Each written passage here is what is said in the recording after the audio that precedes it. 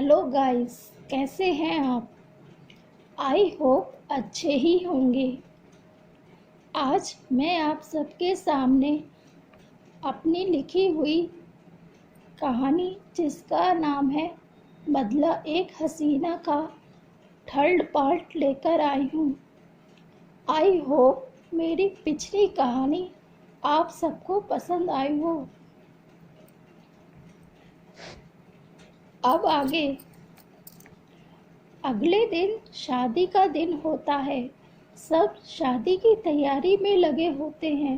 राजनाथ जी खुद सारी तैयारी चेक करते हैं, कहीं छूट तो नहीं रहा। कुछ रिश्तेदार आपस में बातें करते हुए, देखो बिन माँ बाप की बेटी को कितनी धूमधाम से शादी कर रहे हैं। ये बात जब राजनाथ जी सुन लेते हैं और अपने ही मन में मुस्कुराने लगते। शाम हो जाती। मैरिज हॉल में सारे मेहमान आने शुरू हो जाते। शोभित और निशांत दोनों सुंदर सुंदर लड़कियों को देखने लगते हैं।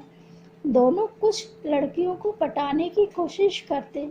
ये सब देखकर रॉकी उनके पास पहुंचता है। रॉकी, क्या कर रहे हो तुम दोनों? निशांत, भाई देख ना, यहाँ तो एक से एक परियां हैं। रॉकी, बंद करो ये सब। आज दी की शादी है, अच्छे से हो जाने दो। मुझे कोई सीन नहीं चाहिए। और ये मत भूलो, तुम लोगों के मम्मी पापा भी यही हैं।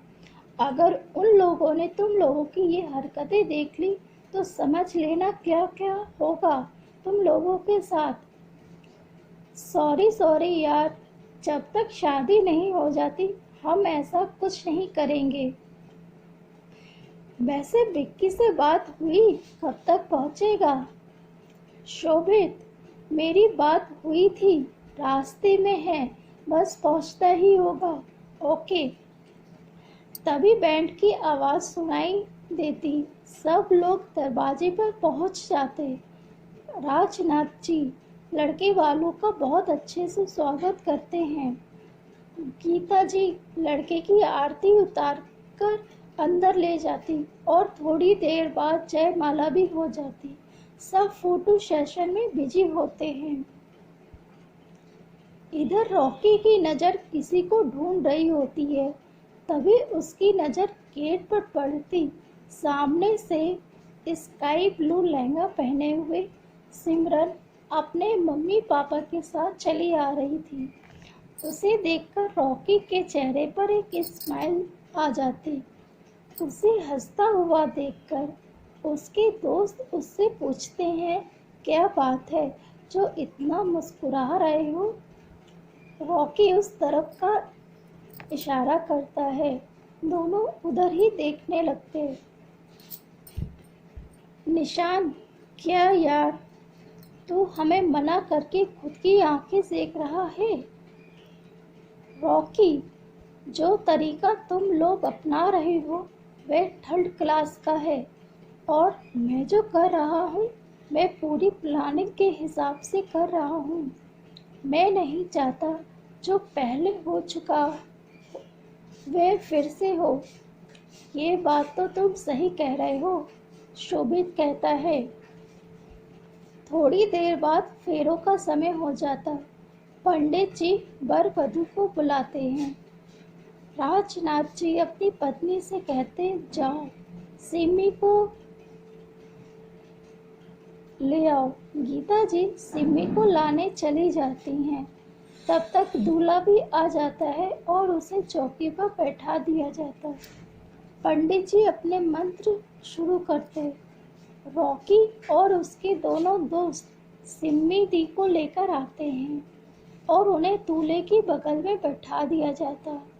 इधर फेरों की रस्में शुरू हो जाती।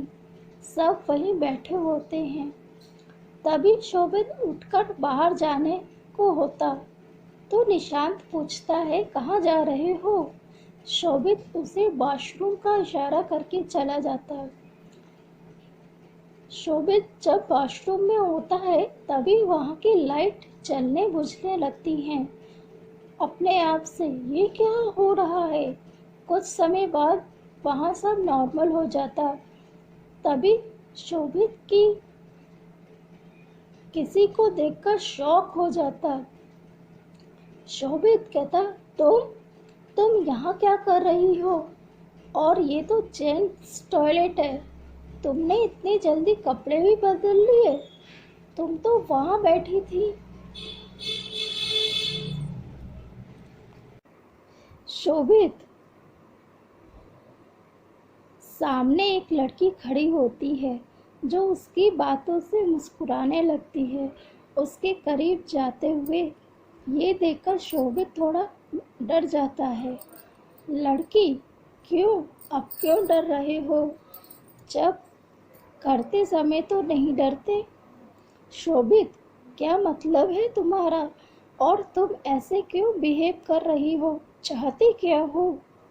लड़की शोभित को कुछ दिखाती है। उसे देखकर शोभित के होश उड़ जाते हैं और वो पसीना पसीना होने लगता है। शोभित, कौन हो तुम और ये तुम कैसे जानती हो? लड़की हंसने लगती है। मैं बहुत कुछ जानती हूँ। तभी शोभित बाहर भागने की कोशिश करता। पीछे से उस पर वार होता। जब शोभित पलटता है तो उसके पेट में वार होता। वे देखता उसके पेट पर चाकू घुसा है और तुरंत ही जमीन पर गिर जाता। तभी दरवाजे पर नॉक होता।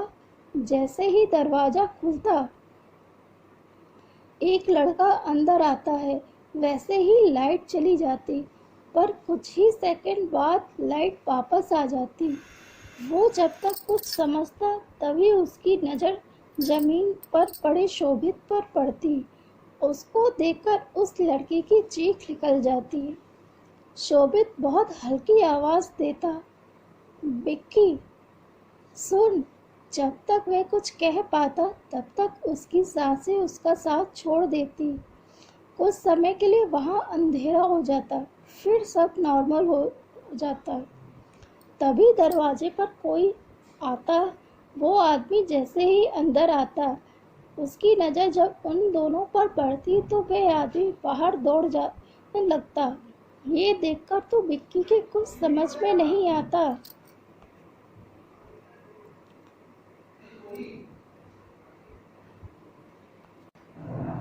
इधर अंदर शादी संपन्न हो जाती।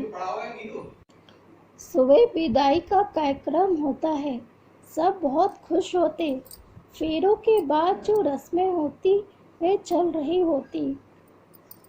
दूसरी तरफ वह आदमी दौड़कर होटल के मैनेजर के पास पहुंचता और उसको सारी बात बता देता। ये सुनकर मैनेजर के होश उड़ जाते। मैनेजर, चलो मेरे साथ। मैनेजर उस आदमी के साथ चला जाता।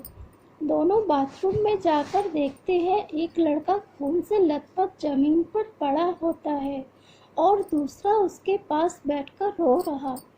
मैनेजर पुलिस को फ़ोन कर देता, तुम यहीं रुको और ये बात अभी किसी को पता नहीं चलनी चाहिए। अंदर शादी हो रही है। ओके जी सर। ये कहकर मैनेजर राजनाथ जी के पास जाकर उन्हें सारी बात बताता। मैनेजर कहता, सर आप एक इज्जतदार लोग हैं, प्लीज़ ये विदाई जल्दी जल्दी करवा दीजिए। अगर लोगों को पता चला तो बहुत मुश्किल हो जाएगी। जब तक पुलिस भी आ जाएगी मैं उन्हें ज़्यादा देर नहीं रोक पाऊंगा। ये कहकर मैनेजर वहाँ से चला जाता। राजनाथ जी ये सुनकर तो उनकी समझ में नहीं आता क्या करें, कैसे आगे का काम करें। वे थोड़ी देर को सोचते हैं। उसके बाद वे लड़के के पापा के पास जाकर उनसे कुछ बात करते हैं और वे मान जाते हैं। सब शादी में इतने बिजी होते हैं कि रॉकी और निशांत को शोभित का याद ही नहीं रहता। राजनाथ जी अपनी पत्नी से जल्दी जल्दी विदा करने को कहते हैं। गीता जी, क्या हुआ? क्या बात है?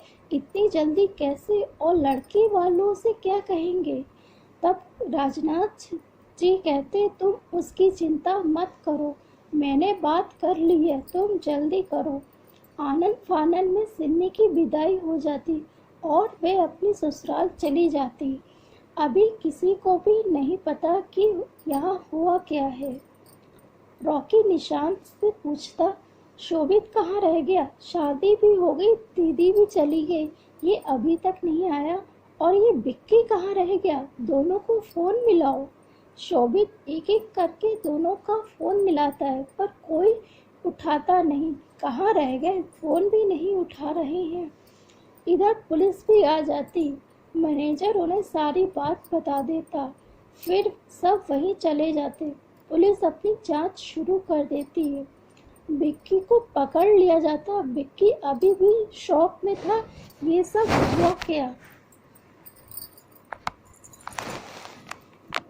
पुलिस बॉडी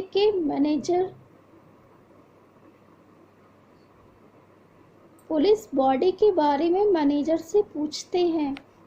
कौन है? मैनेजर, हमें नहीं पता कौन है। यहाँ एक शादी थी, शायद वहीं से हो। इंस्पेक्टर, ठीक है। फिर वे विक्की से पूछते हैं, कौन हो तुम और इसको क्यों मारा? दुश्मनी थी तेरे इससे? विक्की, मैंने नहीं मारा इसे। जब मैं यहाँ आया था तो ये ऐसे ही पड़ा था। तब इंस्पेक्टर कहता, हर खूनी ऐसा ही कहता है। सच में मैंने कुछ नहीं किया, पर कोई उसकी बात सुनने को तैयार नहीं होता। फिर वे मैनेजर से कहते हैं, जिनके यहाँ शादी है उनको बुलवाओ।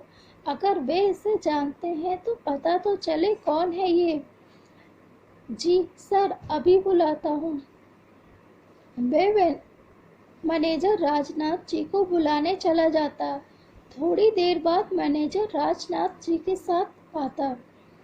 मैनेजर इंस्पेक्टर से, सर ये राजनाथ जी, इनके यहाँ की शादी थी। इंस्पेक्टर, कौन नहीं जानता इनको? राजनाथ जी।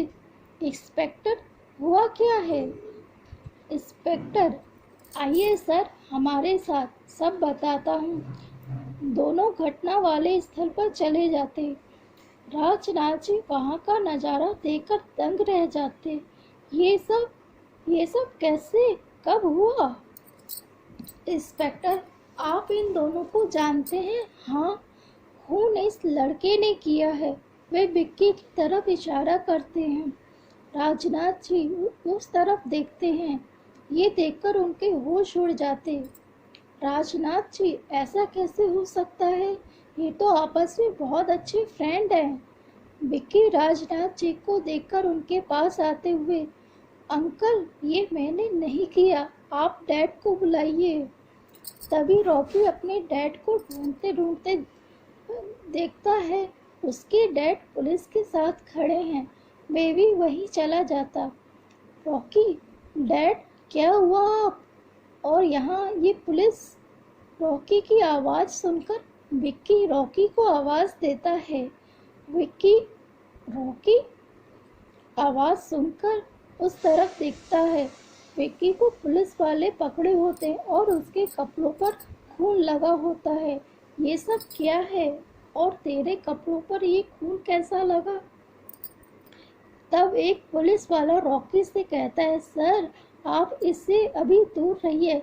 इस लड़के ने अभी एक लड़के का मर्डर किया है। ये सुनकर रॉकी शॉक हो जाता। ये सारा नज़ारा कोई दूर से खड़ा देख रहा था और वो इंसान फ़ोन पर किसी से बात करने लगा। आदमी, तुमने बहुत अच्छा काम किया। अब सबको पता चलेगा कि किसी मासूम को सताना क्या होता है।